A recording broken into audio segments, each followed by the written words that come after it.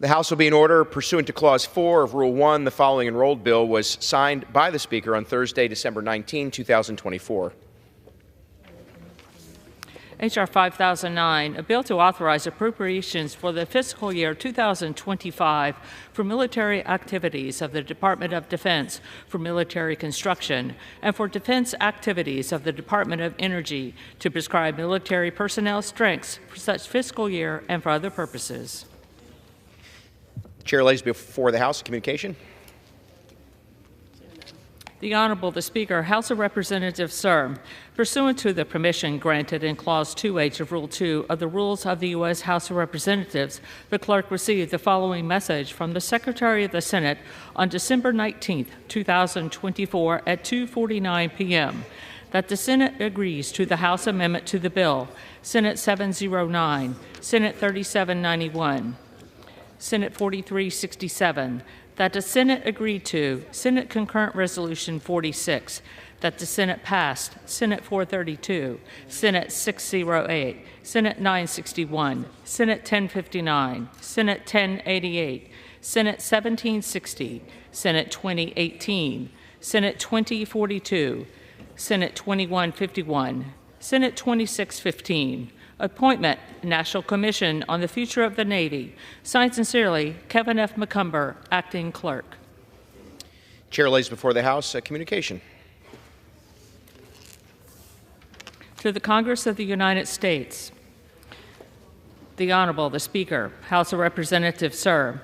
Pursuant to the permission granted in Clause 2H of Rule 2 of the Rules of the U.S. House of Representatives, the clerk received the following message from the Secretary of the Senate on December 19, 2024 at 2:49 p.m.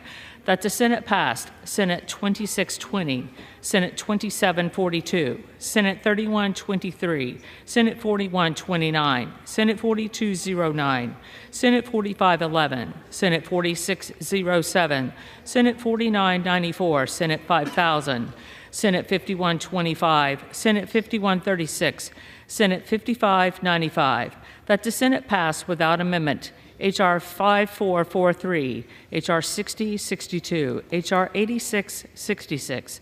Signed sincerely, Kevin F. McCumber, Acting Clerk. Pursuant to Clause 8 of Rule 20, the Chair will postpone further proceedings today on motions to suspend the rules on which a recorded vote or the yeas and nays are ordered or votes objected to under Clause 6 of Rule 20. The House will resume proceedings on postponed questions at a later time. For what purpose does the gentleman from Oklahoma seek recognition? Mr. Speaker, I move that the House suspend the rules and pass H.R. 10515. The House will be in order. Members are requested to take their private conversations off the floor. The clerk will report the title of the bill. H.R. 10515, a bill making further continuing appropriations for the fiscal year ending September 30th, 2025, and for other purposes. Pursuant to the rule, the gentleman from Oklahoma, Mr. Cole, and the gentlewoman from Connecticut, Ms. DeLauro, each will control 20 minutes. The Chair now recognizes the gentleman from Oklahoma. Thank you, Mr. Speaker. Mr. Speaker, I ask unanimous consent that all members have 5 legislative days to revise and extend their remarks and include extraneous material on H.R. 10515. Without objection. Thank you, Mr. Speaker. Mr. Speaker, I yield myself such time as I may consume. The gentleman is recognized. Thank you, Mr. Speaker.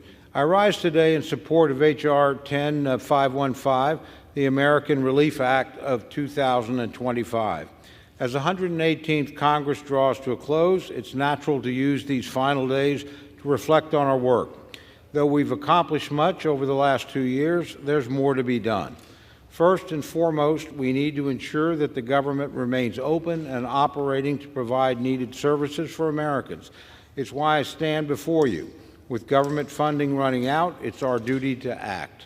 When the House Appropriations Committee began our process of drafting bills for fiscal year 2025, we knew we had to work quickly to pass the House, put the House in the best position possible. To that end, we successfully reported all 12 of our annual appropriations bills out of the committee and succeeded in passing 5 of them across the floor. Unfortunately, the House does not act on its own. And I'm sorry to say, whether we like it or not, our colleagues in the Senate have input in this process. To date, the Senate has yet to pass a single fiscal year 2025 appropriations bill across the floor. As time went on, it became clear that we would not conclude the FY25 process by the deadline of December 20th, meaning another extension is necessary. I know there's great frustration that a second continuing resolution is necessary, and quite frankly, I share in that feeling. But a government shutdown is never a good alternative. So today's bill funds the government through March 14th.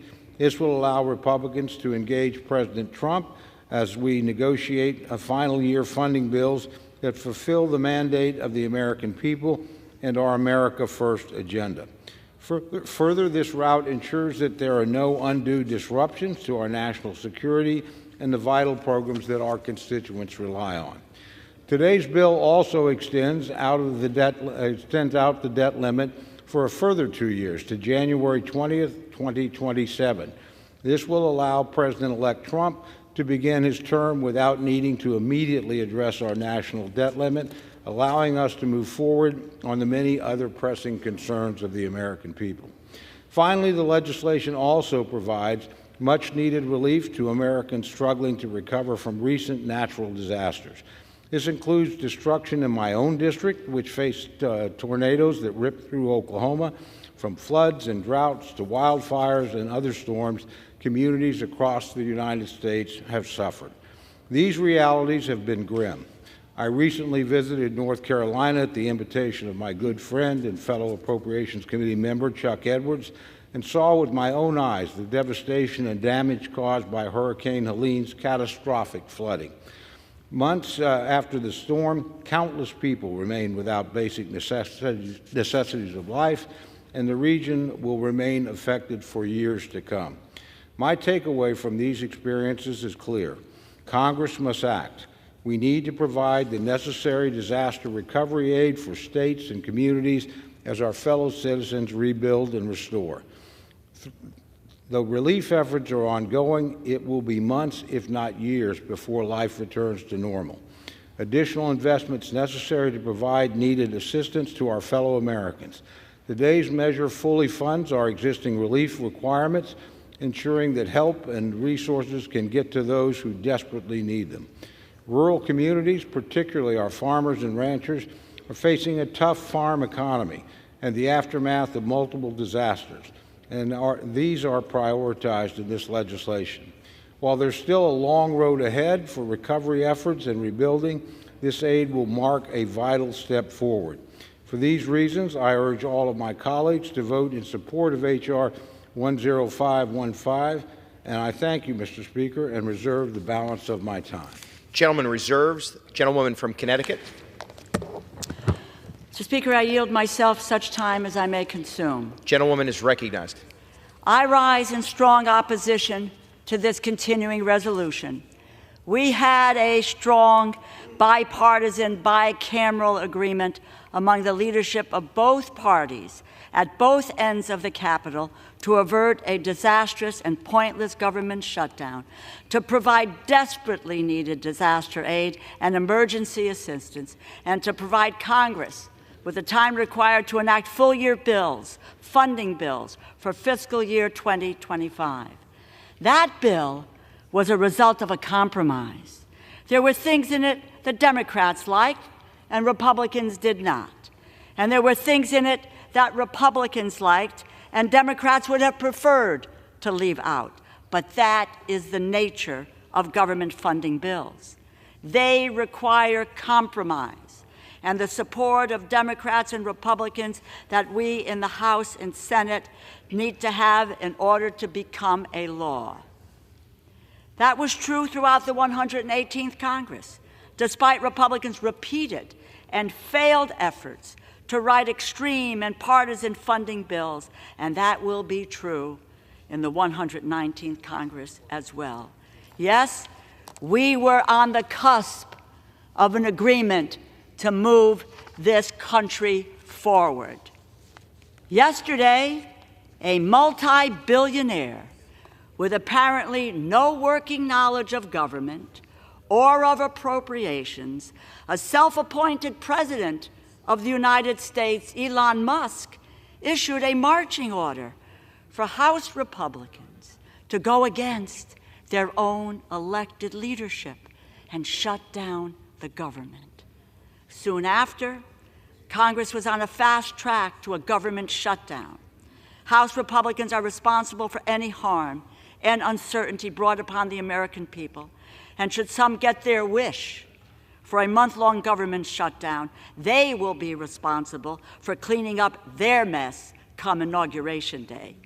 We are in completely unprecedented times. The world's richest man, an unelected contractor reaping billions in government contracts, is calling the shots in the Republican Party. Who is in charge?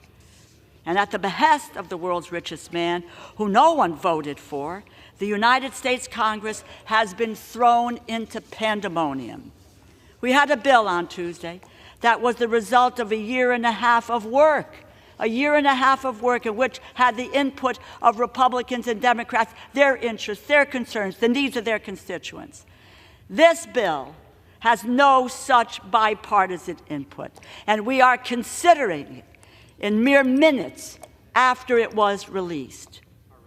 It removed key provisions to limit the power of pharmaceutical companies. It abandons our bipartisan efforts to ensure American dollars and intellectual property are reinvested in American businesses and workers, instead of fueling the Chinese Communist Party's technology and capabilities. It includes a 2-year raising of the debt limit. What does that do? That serves to allow Republicans to cut taxes on the ultra-wealthy like Elon Musk, raise deficits on the backs of the American people.